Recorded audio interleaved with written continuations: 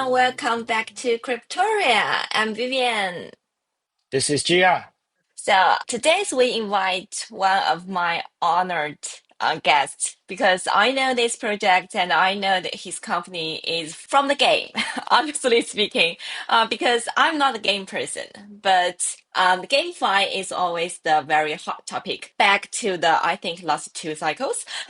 But now I do think GameFi may be just getting fade away, but still still have a lot of the game studios and working on it. So today I'm very honored to invite him.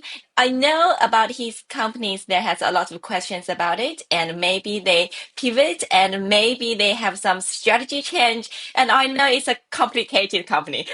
So I was my very curiosity today. So I'm very happy and to invite Yat Siu to join us today. Hello, Yat. How are you today? Very good. Thank you for having me. And just quickly to comment on this, gaming will be really, really big at the end of the year. So let's come back and see whether that prediction is true. But either way, we're big fans of the space, but obviously we've invested in and grown in a lot of areas in Web3. But real pleasure to be here, and thank you for having me. Thank you, Yat. So, the first thing I want to ask is about your background. So I haven't seen any people in this industry who has the classical music background. And I knew that your mom was a really famous conductor and your dad is an instrumentalist. And of course, later he became a businessman. So for you, I think you were trained to be a professional musician. So what is the turning point that you decided to not become a professional musician and enter to a completely new path? Well, so maybe just to go a little bit on the background, so I'm a child of the 70s, so I've been around for a little while. And for those of you who may be a little bit younger, the 70s in China was a tough period, right?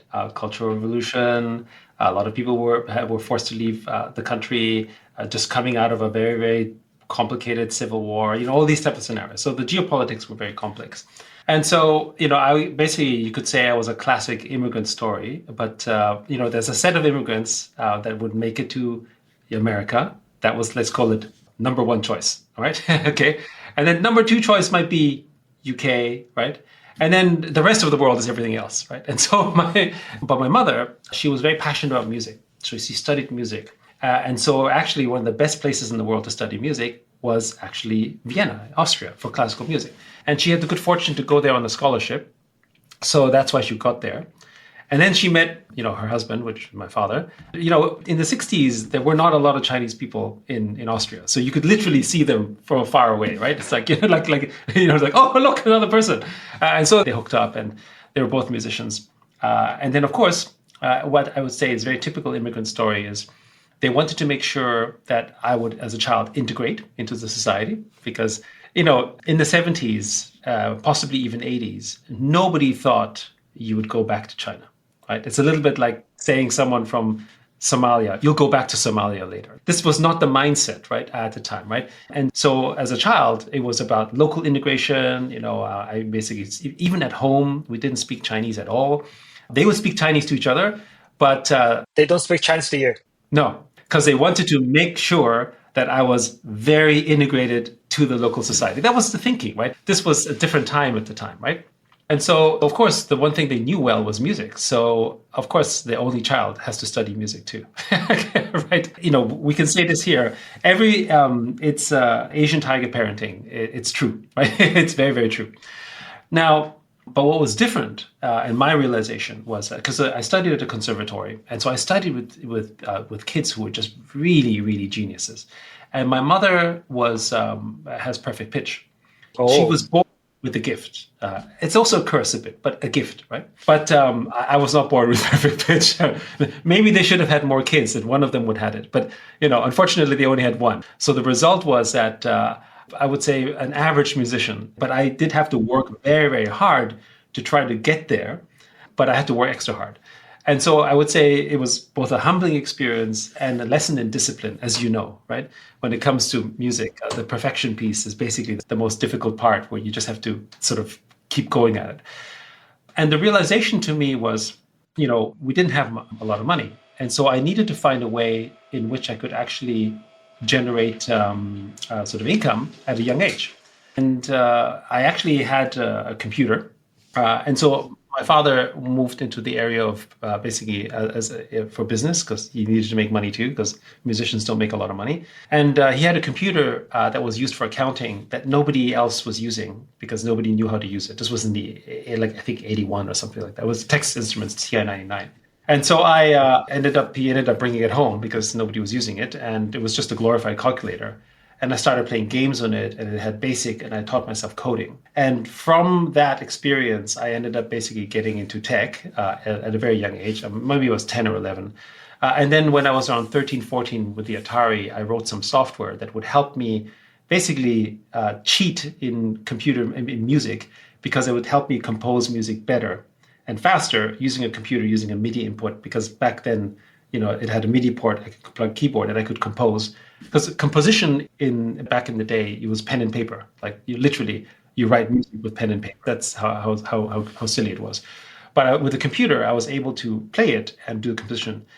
My teacher was not at all impressed, because this, you have to remember, in the 80s, we were not allowed to use a calculator for math. So so can you imagine using a computer for music? That was like completely sort of uncool. But I uploaded the software onto what was a pre-internet service called CompuServe.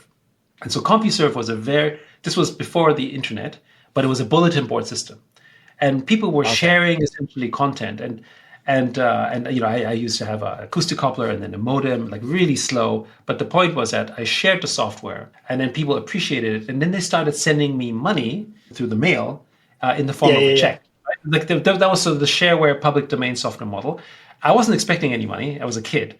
But I was like, oh, what's this? I get like $25 and I didn't even have a bank account.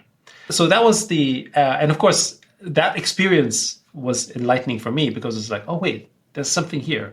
Because I was online, it didn't matter how old I was or that I was Chinese, or it just didn't matter. Because in CompuServe, you're just a number. Right, your email address is like 76053 point whatever, right? It's really like the wallet address right now. It's literally just a number, right? You don't even know or care who you are, right? And that led me to a job at Atari, because Atari is like, oh, we like your software, come in. I come in and I'm like, how old are you? Right? However, it didn't matter, because back then you needed people who knew how to do the work, and so all of that sort of brought me into that pathway around that. So that was really the journey, and then from that, Atari sent me to the US, and then I ended up doing stuff for SGI through an acquisition. And then I came to Hong Kong and built one of Hong Kong's first ISPs. But really my sort of technology track happened from that experience. And I often get asked this question around sort of, did music make you more creative or that or whatever? And I don't think so. I think creativity maybe, but I think what music really helped me anyway was pattern recognition. So when I think back to it, right, because it basically is around rhythm, it's around prediction, right? When then basically when you play, like for instance, if essentially, if your music theory or your scales or whatever it is that you're doing, then you can play with anyone else in the world. Doesn't matter. It's kind of like a common language, but you're kind of predicting their patterns and you're matching along with it. And so there's a kind of flow that happens, right? We call it improv, but improv is not really improv. It is improv, but there are rules around the improv, right? It's not just making up shit. There's stuff that you have to have parameters around. And I think these were tools. I think musicians are good at that. And they have this ability. How they apply it may be different, but they have the ability to essentially sort of do that, which then helps with things like, logic. And yes, there's a mathematical aspect around harmony, and so there is and rhythm, so there is that aspect. But I would say that's less so in my experience. I think it's much more sort of I think learning music is learning about pattern matching the right way, right? And I think if you learn music the way that a lot of kids are learning it today, you're killing all of that, because you're not giving them freedom. You're basically turning them into robots just to play one piece a certain way. That's a different topic altogether, but that is that's obviously sort of some of my comments on that experience. Wow, so good. Yeah, I'm the kids that you guys are calling about killing everything. I am the one. I have to raise my hand. I still, well, Zhiyang learned he studied in Germany, and the last time I met him in Germany, and he said, let's go bring to Leipzig. Leipzig. Yeah, Leipzig. And I said, and I said, for what? And he said, it's a hometown for Bach. And I said, no, I hate him. It's my nightmare of my childhood. So Yes, really, yes, yes, yes. I think it's part of the challenge because, people forget that people like Bach and Mozart were the pop stars of their time. And so if you want our kids to be interested in learning music, they need to learn it with the pop stars of their current time, right? And so that means that, and so my kids started learning guitar first, just because that was the instrument that was cooler and and actually easier to play at start, and from that you can develop essentially a deeper interest as a result of that, right? So I feel like we just have to remember the context in which it was. Like Mozart was the Michael Jackson of his era at the time. Yes. cool. When we prepare this interview, and I go through all the interview you've had, and there is some things you called the Web3 is a patch to traditional capitalism. So, and I know Animoca brand back to the NFT era. So Animoca brand, they always have a lot of the NFTs, and you guys treat NFTs as a digital ownership. And do you think the digital ownership through the NFT and the blockchains creates more fair economic compared to the currently Web2 monopolies? Yes. So there's multiple sort of frameworks to think of this. So when it comes to the digital framework, right now we don't own anything digitally. So we don't even have, I would argue, we don't even have capitalism online at all. It doesn't exist. Capitalism relies on a fair market between the parties, on a transparent market, on a competitive market. Well, you don't have a competitive market because it's really just a few giants that are running it. So you have an oligopoly in tech. When you're buying advertising on Facebook or on Apple, do you know who you're buying it from? Is there a market? You're buying it through a platform, a company that essentially controls the intermediaries. There is no marketplace that says, I'll sell it to you for $1,000. I'll sell it to you for $500. You have no idea. There's an AI that is selling you a package that is to the benefit of Apple, that is sharing some of the revenue to whoever the party may be, but you have zero transparency. That's actually that goes against everything you see in the traditional markets, right? The traditional markets, whether it's commodities, whether it's shares, they all talk about you have to have disclosure. So what disclosure do I have? Do I know that if I spend $1 million on advertising on Facebook, do I know how it's distributed? Do I have an understanding what the algorithm does? Do I have any idea of what value I'm really getting? No idea whatsoever. So this to me has been the big arbitrage. The fact that there has been no regulation on those type of marketplaces, but a monopoly effect has created the distortion that we see in Web2 today. And that means today we don't understand the value of what happens in the platform except the platform itself.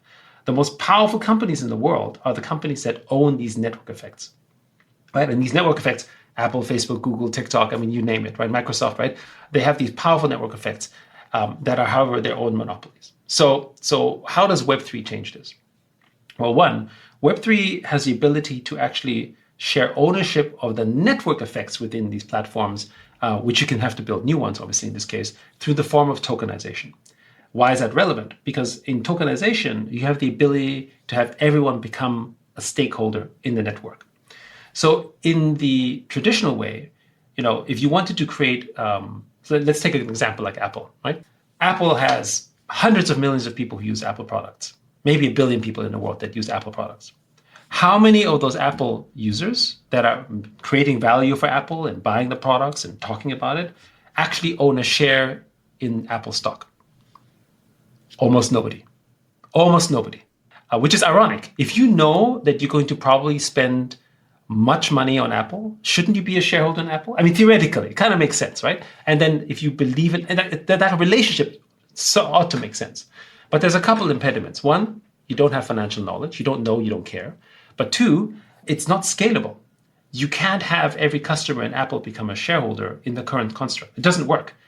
The largest, I think Apple has maybe 80,000 shareholders. Of course, some of them buy mutual funds that then have a stake in Apple. So the distributed ownership of Apple is probably larger, but the actual control of the Apple shares is held by an entity that essentially has delegated powers that therefore you only have 80,000 shareholders. And maybe you can have 100,000 shareholders, 200,000 shareholders, but you can't have 1 billion shareholders. Just doesn't work, okay? But you can have 1 billion token holders. That's what blockchain is interesting. So for instance, every person who owns Ethereum or Solana or Bitcoin or whatever token that's out there is a member of the network, and it can be millions of people, and they can do governance, and they can vote, and they can share in the value that's created from the network effect. So why is that important? Because network effects are the most important and valuable thing in the digital economies from our perspective. And that value couldn't be enumerated until tokenization. So for instance, what makes the value of an Ethereum token isn't the fact that you create yield, right? It doesn't, and Bitcoin is not yield either. Like there's no yield whatsoever, right? Rather, there is a network effect, which is both financial and utility that's attached to it.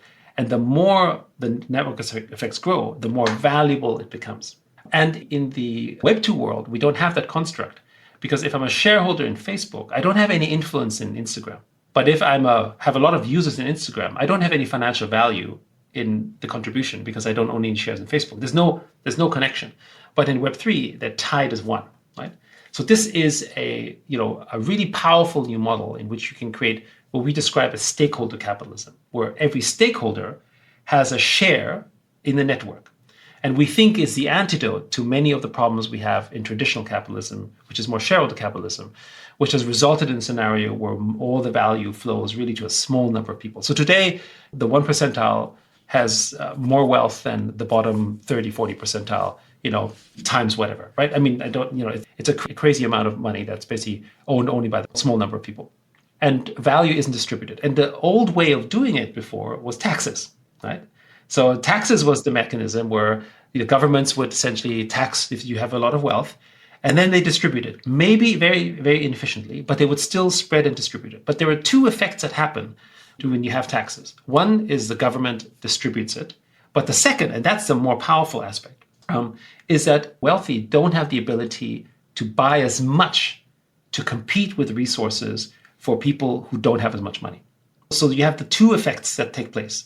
And so as you actually reduce taxes, what actually happens is you're allowing people to accumulate more wealth to essentially compete for the resources for the people who don't have wealth. So that's create that sort of concentration model on one hand. And then, of course, the idea was that, if you have wealth, you will invest more money. That is true, but they don't invest all of it, and they don't invest sort of the majority of it. Rather, they end up sort of concentrating. So Apple is a great example. I mean, Apple has $300 billion of cash sitting in Ireland or something like that, right? That's completely unproductive capital, right? I mean, what they should be doing is taking 10% of that money, and they could create an Apple ecosystem fund to invest in startups building on the App Store. I mean, that's what they should do, right? But they don't do that, and they don't have to because nobody's telling them to do it. And there's no incentive because the money is somewhere where you don't have to tax it. Like all these things that are basically creating problems for the economy, right? And so the solution on Web3 is that if you actually split open that value across multiple stakeholders, you're still capitalist because there's still market, there's still competition, but you just expand your shareholder base effectively, right? There's a stakeholder base to every one of them, which means they all are participants in your economy, which we think is also healthier in long term. The example I sometimes give is take a look at a company like Uber.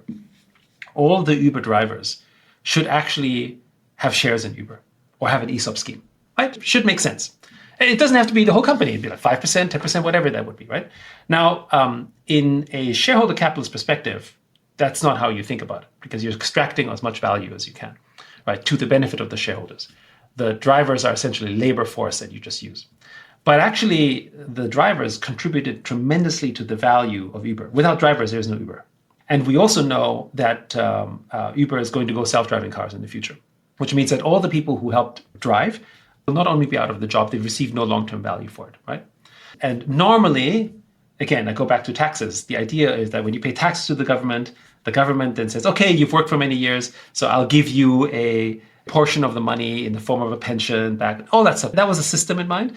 But of course, that doesn't work very well because it's very, very inefficient, right? So again, how do we solve this? I think the solution is if you actually make all the people who are Uber drivers, who are good Uber drivers, shareholders in Uber, they have a long-term incentive to be participants in Uber. They would actually not be against you turning into self-driving cars because their value as a shareholder increases, right? So there's many alignments. And this is the powerful thing about Web3. The most powerful tokenomics are the ones that create the best alignment. Right? And right now, we don't have alignment between, customer, the consumer, the shareholder, the management. Those alignments in Web2 are all off, right? And in Web3, we can align them together. So, when I say stakeholder capitalism, I mean you create better alignment across all of the players that help add value.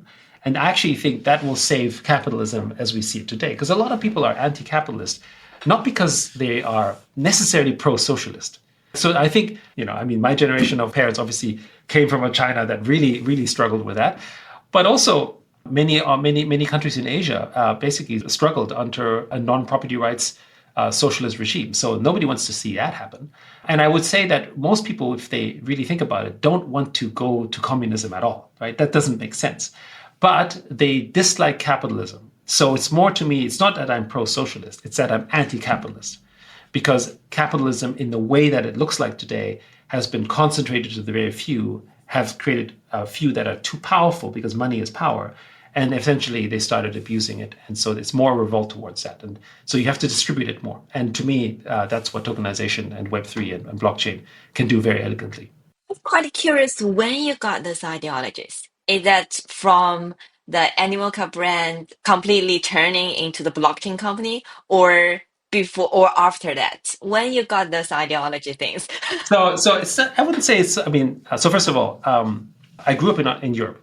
So I would say it's not that I had this ideology in the fact that I think it was always there because of my experiences. So to give you context, Europe was still split between East and West. So it wasn't really until the Berlin Wall fell in the late 80s that basically, Leipzig was East Germany and in the 80s. My mom used to work at the Leipzig Oper and at the Semperoper in Dresden and at the Komische Oper in Berlin. And these were all on the eastern side. So I would visit my mom, it was the DDR, and I would see that. I was like, I don't want that. That's really bad, right? And I grew up in Austria, which is really socially democratic. And there was always, and it was, between conservatives and socialism, there was always sort of a competition around that. But the point simply being that it was a generally not pro-capitalist perspective, right? So, like, for instance, people don't talk about money. People talk about, culture and arts and, reputation wasn't built around money. And if you had money, you would hide it. You wouldn't show it, right? It's maybe London was the only place where you could show your money. Everywhere else, you pretend you don't have it. So that was my world, right? And then when I grew up when I was sent to the US because of Atari, I went to America. And so America was like capitalism everywhere, right? And, I was also at university and, you have kids that are coming in their Porsches and their BMWs and they're just showing money everywhere, right? And then I would go to Hong Kong for work and then there's no social security and it's like Milton Friedman's wet dream. It's completely over-capitalist, no social security. You have like 70-year-old people sort of carrying trash because there's zero social security where capitalism has gone all the other way, right? So I think this experience of having seen various cycles of different places has helped me shape a thinking around what would be a better construction of society. And for the internet, the attraction for me, why I joined and was really fascinated by the internet, was because email and CompuServe was a great equalizer. It didn't matter where I was. It didn't matter what age I was. I could talk to everyone. I could do business, or I could be appreciated for who I was without actually having some kind of sort of lens on it. Remember, it's not that Austria was racist towards Chinese people. It was just that I was odd. Yeah, like there was maybe 100 Chinese people in all of Austria at the time, or maybe something like that, right? Because we were scarce, right? But the other way is that you would get judged by the color of your skin, or the background. Whether this is model minority, whether this is whatever this is, it doesn't matter. There's always a bias attached to these things. And when I went online, none of these biases existed. And that to me, that was like sort of, hey, this is a better world. And this is maybe a structure that, not just can give me opportunity, but can give opportunity to everyone else. So I really went deep into that because of that belief, shall we say, right? And when I set up one of the very first internet service providers in Hong Kong, almost every one of my users were kids, like who didn't have a lot of money. However, again, they wanted a world like that as well. They wanted online connectivity, and they wanted, they believed in a vision that would look this way. So I would say it wasn't because we pivoted as a business. It was just that thinking was there. But until blockchain, I never had the outlet for it, right? We were doing gaming, we were doing stuff. But so my understanding of finance and economics rapidly accelerated because of crypto, because I realized the connection pieces. But I had to go through those experiences before in order for me to appreciate maybe the circumstance today. Like, if I grew up a different way, I probably wouldn't be building the business this way because I wouldn't think of them as important. I appreciate the fact that, for instance, musicians don't make money because they don't have financial literacy. One of the big thematics for us is how do we create more financial literacy? And I think tokenization helps with that because your passion points become areas in which you can learn about finance. The world is divided between people who know finance and who don't know finance. The 1% know finance. The 99% don't know finance. And so the division is because of that. It's not because I was born with money. There's a lot of people who were not born with money, but were able to make money and create a balance in life because they understood finance, right? But for instance, my mom, she's very talented, but she doesn't care about finance because it's uninteresting for her, right?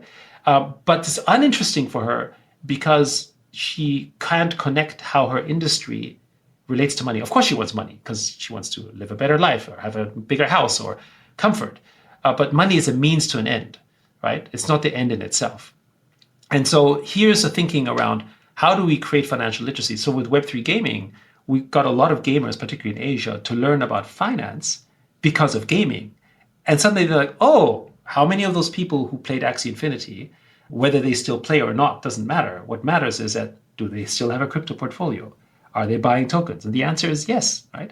How many people learn finance because of Pokemon trading cards?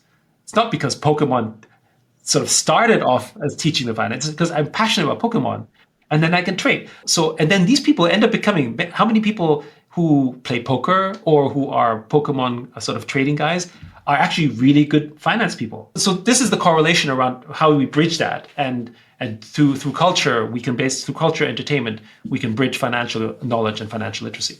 Oh, cool. So, since you talk about the portfolio, right? So we know that Animoca has a big portfolio, right? So you guys invested more than 500 Web3 projects. So as a leader of Animoca Brands, how do you balance fostering the collaboration with competition in such a fragmented ecosystem? In Web3, we believe in this thing, what we call the shared network effect. So what's interesting about Web3 is that when any ecosystem in Web3 goes up, the rest of the space is broadly lifted up. And the reason why is because the network effects are tied together. In Web2, that doesn't happen. So in Web2, let's say if Facebook grows even bigger, that's bad news for Apple and bad news for Google. Like really bad news, right? It has a negative effect on their businesses because it's not just taking customers away. It actually creates a framework that is actually harmful. And that's basically zero-sum, the zero-sum game. But in Web3, because network effects it's open and it's composable and it's decentralized and it's permissionless, you have the ability to flow liquidity across networks freely. It's as if our user identity, if it was in Web2, could freely travel between TikTok and Instagram and Facebook and LinkedIn. Like imagine if our identities could just flow through, freely across the systems and we generate value across all of them. That's not possible in Web2, but that is Web3. Whether you like Solana or not, if Solana does become $1,000, everyone wins. Maybe some win more, some win less, but everyone wins. If Bitcoin is $200,000, everyone wins, right? It's not only Bitcoin. Maybe Bitcoin gets most of the value, but everyone else gets lifted up. It is literally that shared network effect, right? So that means that when you invest in a framework like this, does it make sense for us to focus on one or two or three companies, which is a very Web2 way of thinking? Or should we actually support the broad ecosystem and look at it more like an economy? And so that's kind of how we think of this, right? And so that means that even when we make investments, sometimes we make investments not necessarily because we think that they're just going to drive a return, because it's out of our balance sheet. So we don't have to consider the return as an investor from an LP standpoint. the way that, we do have a small fund called Animoca Ventures that has that lens. But from the balance sheet, which is where the majority of investment is, we don't take that lens. We take a lens from the perspective of, if you make this investment, how does it grow everything? Because we're so indexed, right? So, today, Animoca Brands, we were a very small company 5 years ago. Market cap was like $20 million, listed company in Australia, very, very small. And today, we have over $4 billion of assets. We announced our results, $314 million in revenue and about $97 million EBITDA. And none of that would have been possible if we had only concentrated on one or two or three things. It happened because of the portfolio effect as a whole, right? And so I would say, and then of course, this is the other thing, as we make value from the ecosystem, we redeploy back. So this is a really important part, okay? So how many companies has Apple invested in? I don't know. Maybe zero. No, they've invested in a few. But here's I think they acquired more. They've acquired more, right? But they've invested in almost nothing comparatively, right? With a balance sheet that is obviously the biggest in the world, okay? And yet they're supposed to be building ecosystems, right? My point is this, that in Web3 and in general, the better way of investing, we think, is to contribute back into the ecosystem. And again, I go back to this point. This is what taxes was supposed to do, right? You distribute value. Well, we distribute value by taking the profit we generated from our investments and putting it back into the ecosystem, which generates more jobs and environments, which basically helps it flow. We think that's a healthier way of doing it, right? And so that means that we're not saying we'll have 500 or 600 or 700 portfolios. It means that, 5 years, maybe we have 5,000 portfolios or 6,000 portfolios, right? Like the whole point is to keep investing and putting back. There's value generated, but the value comes back by helping grow the ecosystem as a whole. I personally believe that if Apple was to deploy 10% of their cash, which is what, 20 or $30 billion, right? Which is just 10% of the cash, it would make it their biggest investment fund in the world from a startup standpoint. But anyway, right? If they were to invest it into companies that build applications on the App Store would be even bigger. The ecosystem would be richer. People would not mind spending 30% to Apple, because the 30% is a tax to Apple. But why? Because Apple is putting back into the ecosystem, right? So this idea of us making many portfolio investments comes from that lens. It doesn't come from trying to sort of spread our bets. It comes about a whole philosophy around how to grow an ecosystem and how to grow a space. Is that the gamers, they have the more consensus compared to other crypto protocols like the DeFi and others? Is that why you guys are focused on the Animoca brands, focus on the game more than the other sectors of the crypto? So a couple of things. One, so first of all, we got into gaming because we understood gaming very well because we were a gaming company. So that's obviously one. But also the thesis was that gamers understand virtual and digital ownership better than most people from a consumer standpoint. So you talk about mass adoption, right? People, so we can talk later about tokens versus adoption. But what was the biggest narrative on TON? It was gaming. The number of people that are coming in from blockchain was gaming. I mean, maybe the token price wasn't as big as people hoped for, still valuable, but not as big as people hoped for.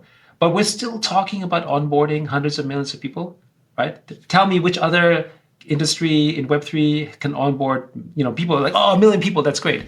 But tens of millions of people, that comes in through gaming, right? And today, at the end of the year, gaming was about 6.6 million daily active users on chain, which is, when it comes to pure users, a massive number, right, compared to other areas. But the token prices haven't done so well. And so from a trading perspective, people are negative on gaming because they say, oh, it's been, the prices haven't been so good in comparison to AI or in comparison to other areas, right? And of course, we as a company also are diversified. So we have, of the 540 plus portfolio companies, 160 are in gaming. So, and then we help support those companies launch projects and services as well. But we have the rest of them are in AI, in DPIN, in L1, L2s, in infrastructure, in reputation, education. So we are very, very diversified, again, because we think of it a bit like an economy. But the gaming thesis, right, from our perspective is, again, I go from the lens of financial literacy. So when a gamer goes in, it's almost like having a wallet onboarding. Just onboarding a person to have a wallet is not enough, but it's step one. Once you have a wallet, then what do you do with it? And the beautiful thing about Web3 is if you have an on-chain wallet, whether it's through gaming or another area, you start doing other things throughout the ecosystem. Maybe you trade on Uniswap, or maybe you buy an NFT here, or maybe you buy a Bored Ape, or you buy a Mochaverse, or Sandbox Land. It doesn't matter. The whole thing is you suddenly are enabled to participate in this whole area. And so what is an airdrop? So, last 4 years, this is the other thing. Last 4 years, something like between $37 to $45 billion worth of airdrops was given to users.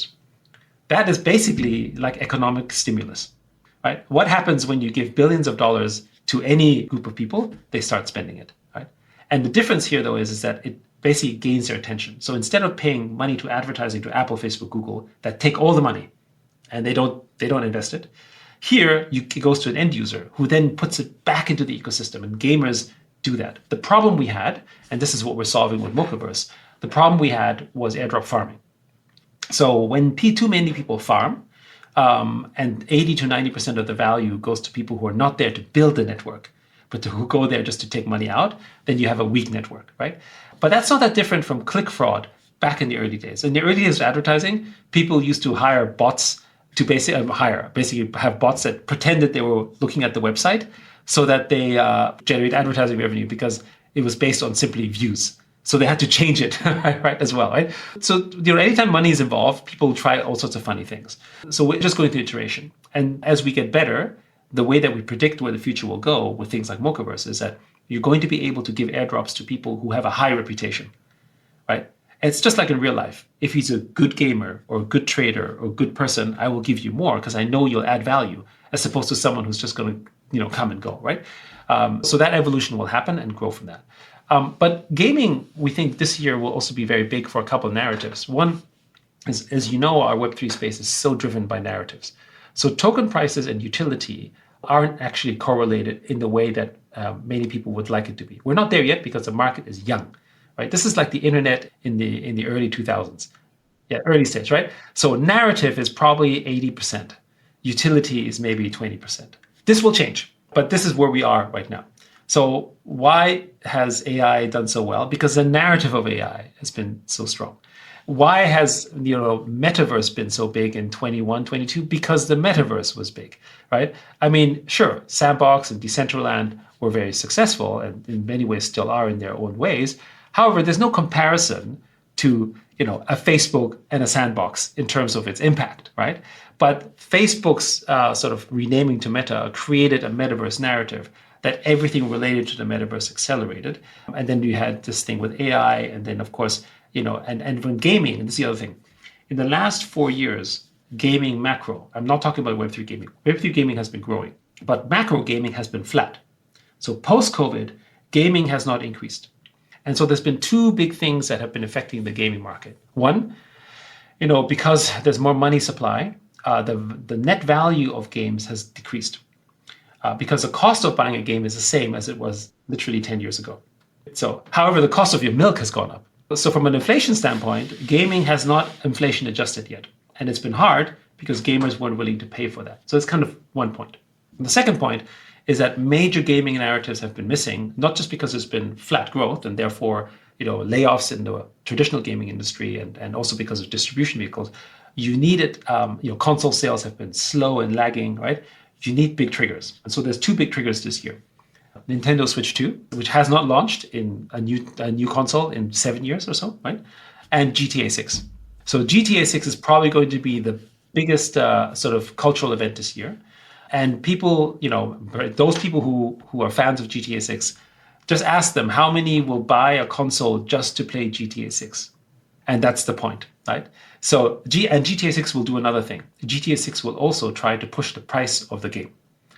So, is it $80 at $100? We don't know. But the point is that can you push the game cost of a game from $50 up? And if they can, the entire industry is going to adjust, which means that revenue in gaming will accelerate and come back to par because basically we can now charge more for games in traditional, which means more revenue, more income, more investment, and the whole narrative increases together with the growth of Web3.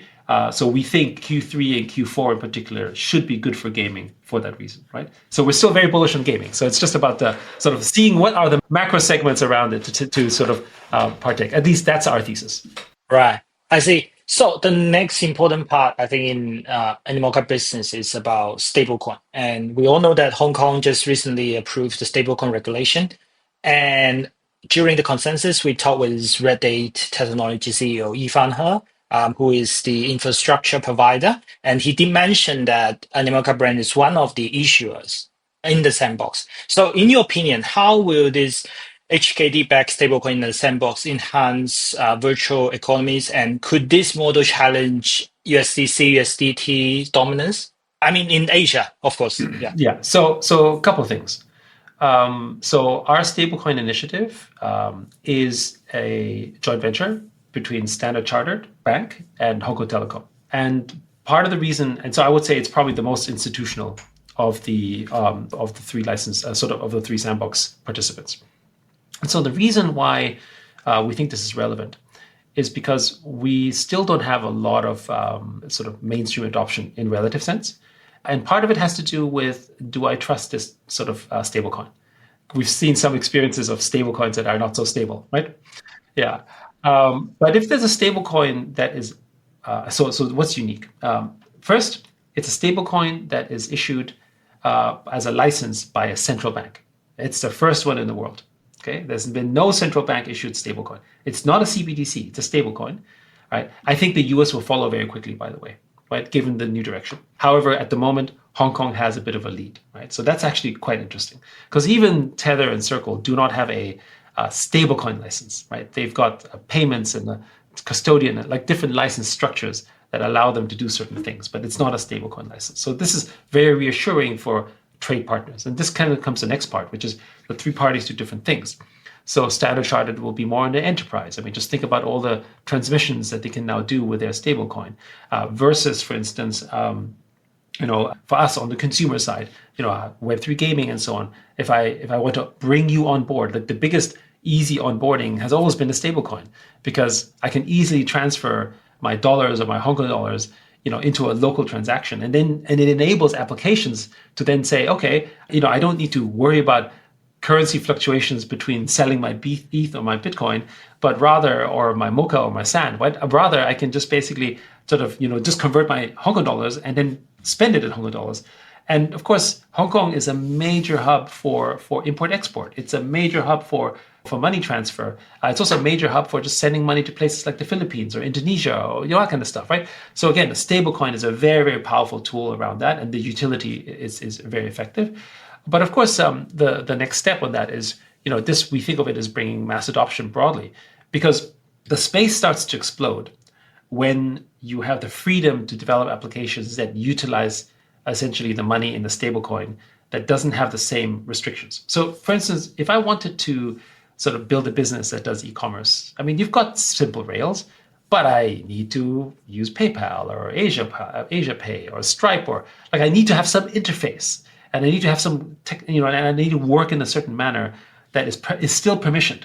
And maybe I'm not allowed to do business this way, or I can't transact with you here, or there's restrictions, right, that I can't. But with stablecoin, I just build an application and you just send it to me.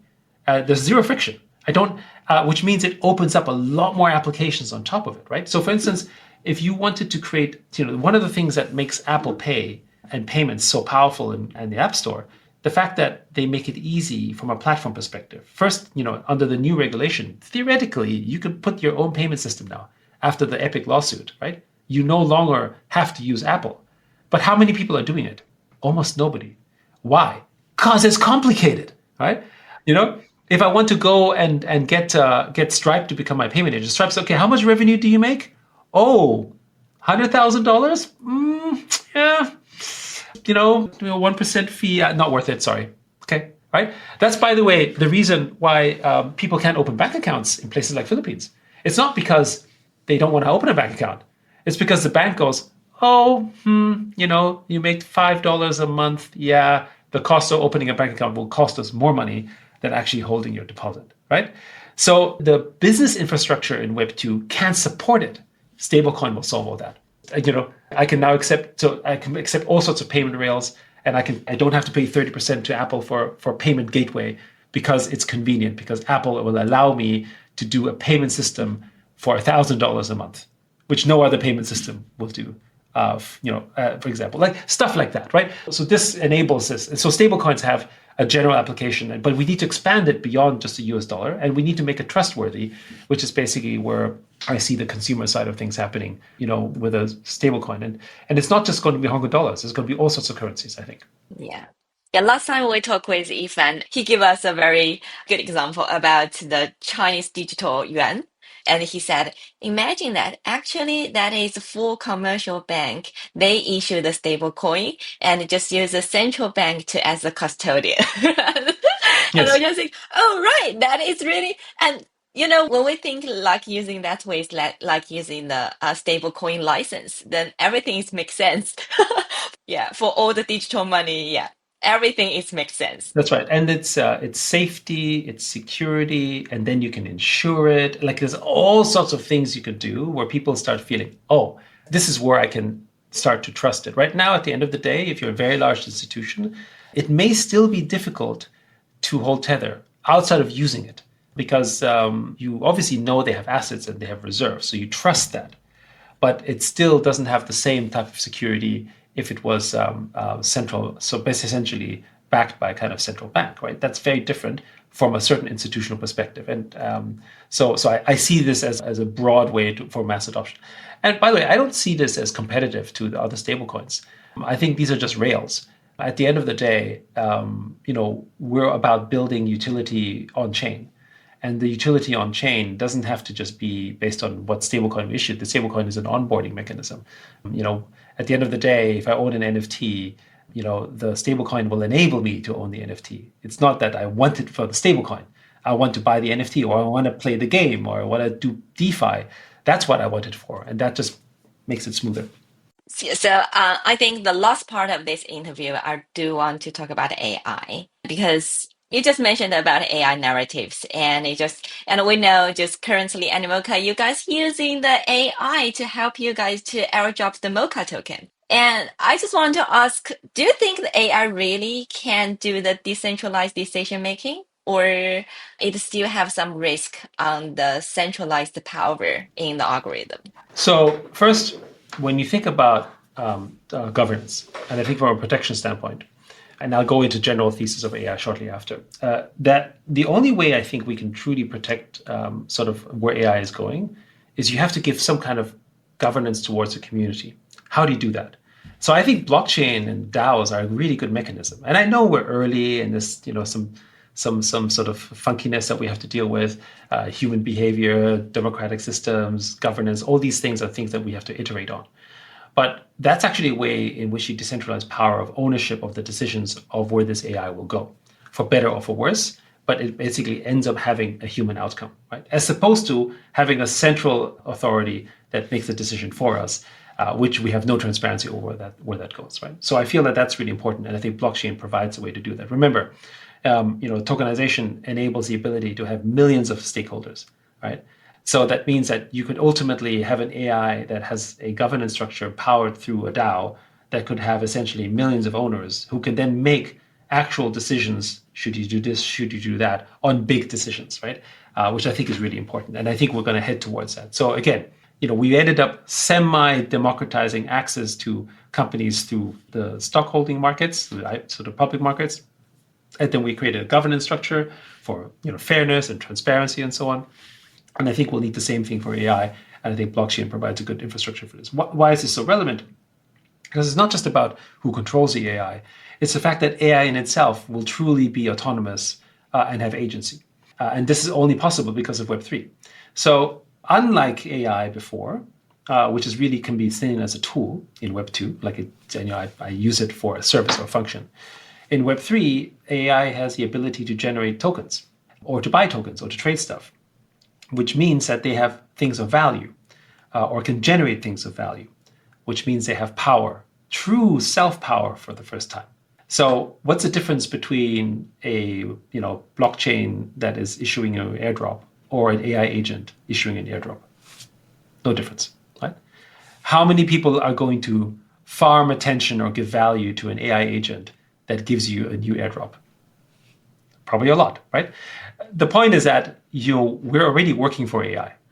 We may not think about it, but we're working for a protocol. We're working for an L1, L2. We're working for a Web3 game. We're working for an AI. It's the same thing. So that means that we're going to see a world where AI agents are going to have autonomy and decision making. We're not there yet. Right now, it's a bit more like Wizard of Oz. So you've got like an AI agent, but you've got some people in the back pulling strings. But basically, we're getting towards the path where it's truly because the technology is there. And then, of course, the thing is that tokens fuel the funding model of it as well, because that means that the AI agent can now generate income to which you can then pay for things in terms of resources and GPUs and all that kind of stuff. And that's also the reason, by the way, we're so into DePIN, because when we look about decentralized compute or decentralized file storage, these are things that are really, really important to ensure that an AI can be truly agentic and have agency. Because if all of your data sits on Amazon Web Services and Amazon doesn't like you, then at the end of the day, your AI still has a kill switch. Is where's the data or where's the compute? But if it's decentralized, like Bitcoin, it's much harder, right? So these are all the things that are coming into place that generate that. So again, the DAO structure becomes critical. We think gaming will play a really, really big role in this one. Right now, the cost of running AI in gaming has been too prohibitive from a business model standpoint, but this will change as we've seen with prices coming down. But even DeepSeek is a bit too expensive, but eventually, we'll get down to a point where the cost is low. And that's because, think about how many people in the world are interacting with an NPC today. That's more people than interacting with OpenAI, right? Every person who plays a game is interacting with a dumb AI in an NPC somewhere in the world. When the cost is low enough, every NPC will have an LLM or some kind of AI model that they can function with. This will open up all new possibilities. Also, we expect these type of NPCs to have the ability to start moving to other games, because you'll have NPC personalities that will have let's call it more power and more influence. So you'll find games wanting to create utility for the NPCs, we think, because NPCs have a following themselves, because they can generate value and tokens and income and whatever that is, right? So it's going to be a very, very wild world. And I think gaming is going to drive that because we're already engaging with them. But to do that, you need the technology to improve and you need the cost to go down. But we know it's happening. It's just, how soon will it happen? So we're obviously wanting to prepare ourselves for that future. NPC persona. That means when I play the role play games and I interact with the NPC, and I can interact with him in the game 1, and I also can interact with him with the game 2, 3, 4. Exactly, right? Because if it's on chain, and if it's an NPC persona as a form of an NFT, you can import it anywhere you want. It's permissionless. It's no different than moving liquidity from one chain to another. You move an NPC from one system to another. They're provided there's economics. This is the thing, like Web3 is digital capitalism. So when there is money to be made, doesn't matter if it's a human or an AI, it becomes a self-sustaining mechanism. Capitalism is a sustainable mechanism for driving forward progress through economics, right? So it doesn't matter if it's a human or if it's a technology or if it's an AI agent. And so if an AI agent can make money or essentially capital formation in one system or one game, it will do that. Whether the human decides he should do it because he has an opportunity, or whether AI does it itself eventually in the future, it's no difference. Right. NPC persona can issue their own tokens. I can airdrop to each one who interact with me. That's correct. That's correct. Yeah. And you're going to see this happen a lot, right? I mean, I think Pump Fund kind of gave people an idea of how everybody can issue everyone can issue their own token, but that means you can now have an AI agent issue their own tokens, and you can create mechanisms around this. And how it looks like, we don't know, right? This will change, and this will be kind of fun to see, but it's possible, which means that you can see where it could possibly go. Right. So the last question to wrap up our interview, if we look forward, if the open metaverse succeeds, what real world industries or systems will it disrupt first? Gaming, finance, education, anything? What's your take? Well, okay. So first of all, it's like saying, what will the internet disrupt first, right? Back 30 years ago. I mean, the thing about these things is that they slowly build, and then it just becomes an explosion, because momentum and the scaling essentially functions in such a way where you have sort of acceleration. And you see this happen here, in particular because Web3 has really, really powerful financial formation. Like the capital formation in Web3 is probably one of its biggest superpowers out there, right? And the way that it can drive that type of attention. So, if I want to sort of zoom out for a moment, right? Not specifically looking at one application or the other, I want to zoom out. I think the biggest revolution is a significant increase in financial literacy. That's the goal anyway, right? So imagine what the world would look like if 10% more people are financially literate. Well, you'd have more trading, you'd have more investment, you'd have more knowledge, you'd have less financial crimes. Like all sorts of things happen when you're broadly more financially literate, right? And so I think tokenization's superpower is creating a financial layer and enabling financial education into any system of passion, whether it's gaming, whether it's arts. When I tokenized the Stradivarius violin together with Galaxy, the idea behind that wasn't because I wanted to tokenize something valuable and preserve for history. That's part of it. But it was because I was thinking really about people like my mother, who are like, she would not be interested in buying Tesla stock and not be interested in buying Bitcoin, but she would be interested in owning a stake in a Strad, because to her, that's meaningful.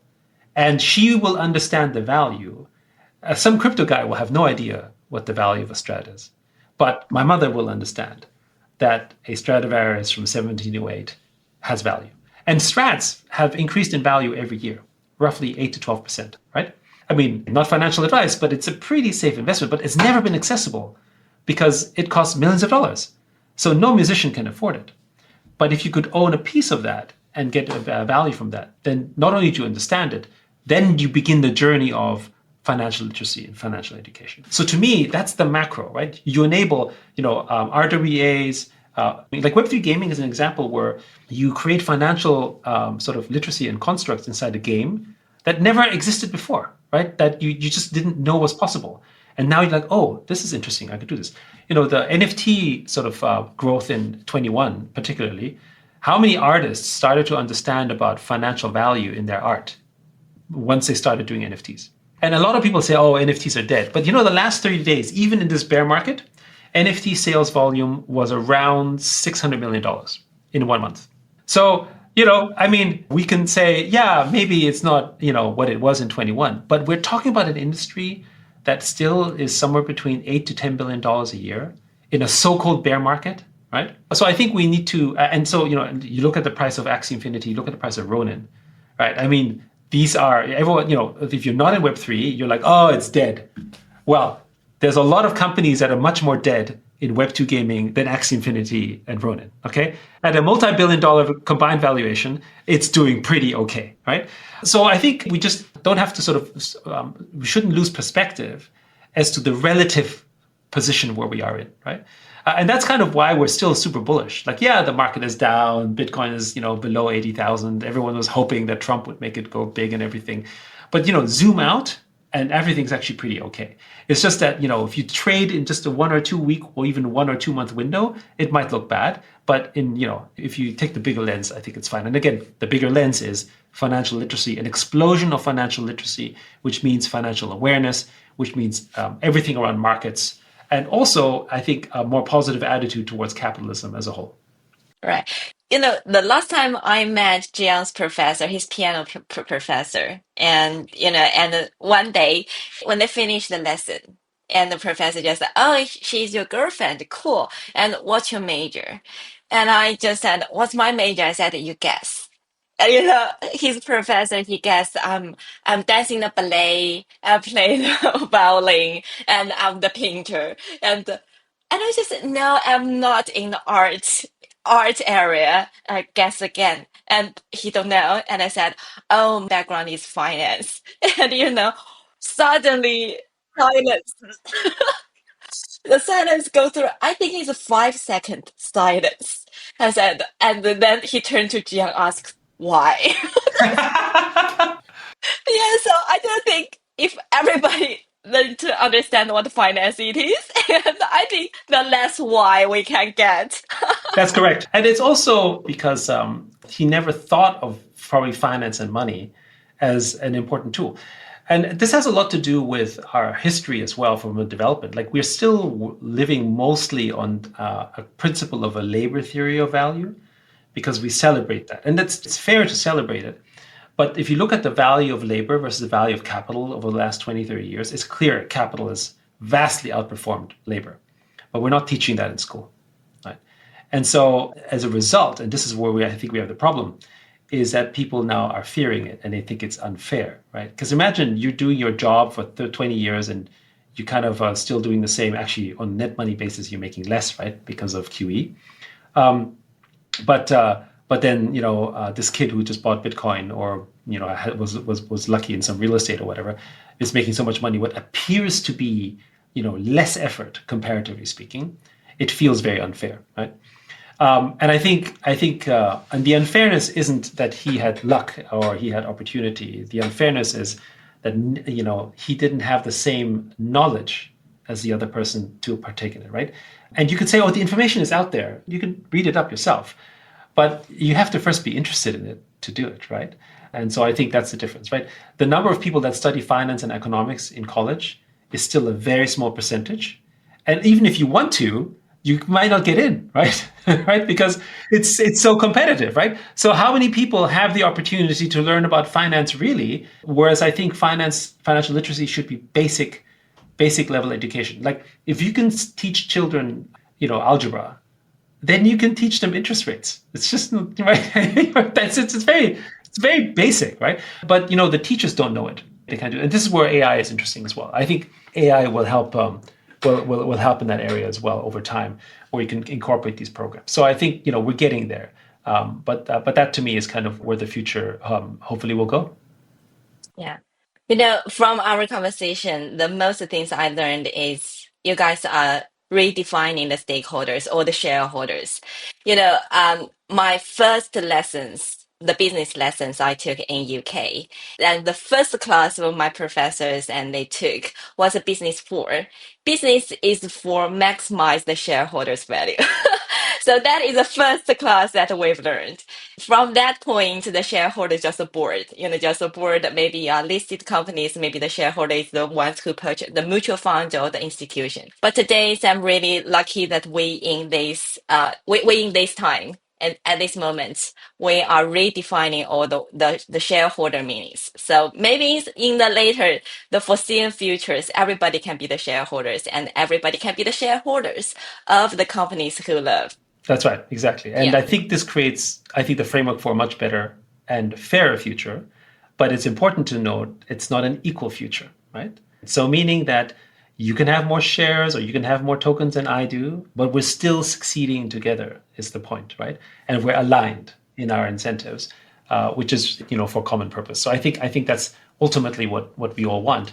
We just haven't found a good way of doing it. The governments used to have a way of making sure that capitalism was directed correctly by things like antitrust, right?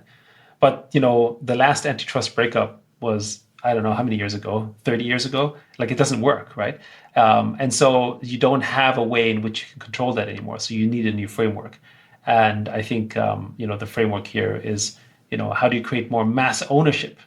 And I think tokenization is the only way to do it. Yeah, exactly. So thank you for joining us today. I think you answered my questions, how the Animoca brand turned a complicated company. If you want to make all the ideology came true and to redefining, to getting more fair societies and getting re-identify the shareholders, I think you have to have the complicated company though. Thank you. All right. Thank you so much, Yat, and I hope you enjoy our conversation. And I believe our audience definitely will understand Animoca more and understand you more as well. Thank you for joining us today. Thank you so much for having me. It's everything for today. Thank you. Bye. Take care. Bye. The gypsy style brings me a smile. Oh, how that swing taught me to sing makes my life worthwhile. How that music gets me high, brings tears to my eyes. My hips are swaying side to side, my lungs they holler high. It brings the people out tonight. I need that swinging rhythm.